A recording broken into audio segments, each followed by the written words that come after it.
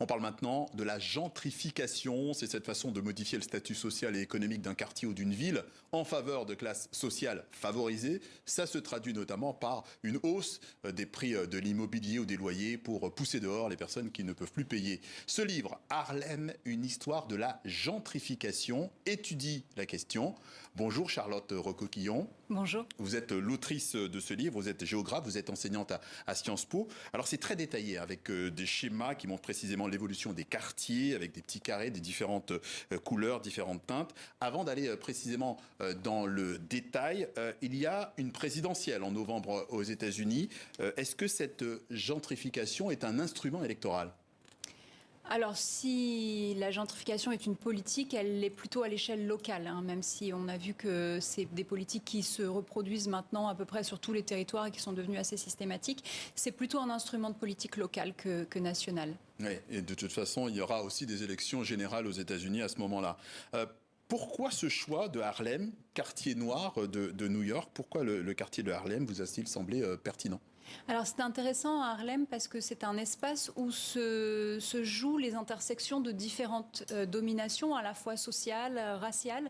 Et donc dans cette métropole de New York, qui est une ville mondiale, dans laquelle il y avait à la fois énormément de richesses et en même temps où les inégalités sont très très fortes. Et donc au départ, j'étais allée étudier des processus de ségrégation urbaine assez traditionnels au cœur d'une ville très riche. Et puis, en fait, au début des années 2000, c'était la question de la gentrification qui occupait beaucoup les discours des habitants et leur mobilisation politique. Donc, c'est comme ça que j'ai commencé à étudier ce quartier, où donc on voit qu'il y a à la fois une domination et des processus liés à la classe sociale, mais aussi la question raciale, puisque les premières étapes de la gentrification à Harlem ont d'abord été faites par une bourgeoisie noire qui ensuite a été elle-même complétée ou accompagnée, remplacée par une classe moyenne supérieure blanche. Oui. Pour les néophytes, il faut comprendre que New York se divise en 5 districts, parmi lesquels celui du Bronx, de Brooklyn, de Manhattan. Notamment Harlem est rattaché à Manhattan. Est-ce que Harlem, est-ce que c'est un raccourci de dire que Harlem pourrait faire tâche ou pas du côté de Manhattan ? Alors, Harlem appartient effectivement à Manhattan et jouxte Central Park. Donc c'est un quartier tout à fait central qui, pendant plusieurs décennies, pendant le XXe siècle, a constitué une sorte d'anomalie finalement, puisque au moment où ce quartier s'est très fortement ségrégué et ghettoisé, par le biais de politiques publiques sur lesquelles on n'a pas le temps de revenir, mais c'était quand même pas un accident.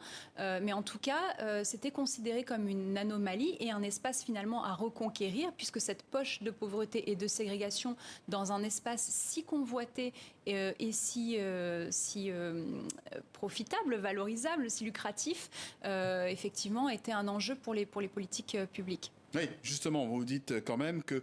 Alors, il y a la gentrification qui est le fait de propriété privés ou d'agissements privés, mais les institutions publiques, l'État de New York, les municipalités ont aussi une responsabilité. C'est ce que vous nous dites aussi. Tout à fait. On le voit très bien à Harlem. Alors, il y a d'autres quartiers où on a fait valoir que la gentrification se produisait par le résultat d'initiatives individuelles, de bobos qui allaient rénover des lofts ou des anciens espaces industriels, ou alors des commerçants et des propriétaires privés qui allaient cibler un quartier.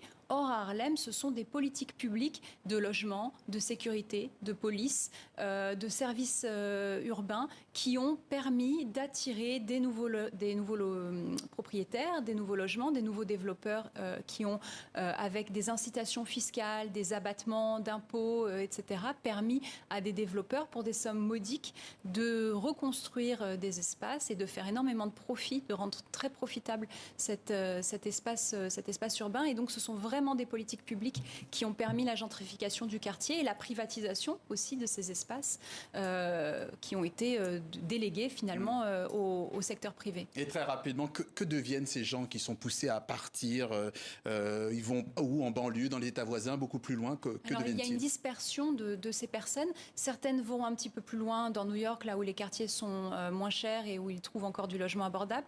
Et une partie de la population noire de Harlem est repartie vers le sud sud des États-Unis, dans les États du Sud, notamment en Géorgie ou à Atlanta, d'où venait la population noire au XXe siècle, qu'on avait appelé la Grande Migration. Donc ça, c'est un phénomène intéressant aussi à étudier. Et pour aller plus loin, Harlem, une histoire de la gentrification. Votre livre, Charlotte Recoquillon. Merci d'être passée par le journal de TV5 Monde.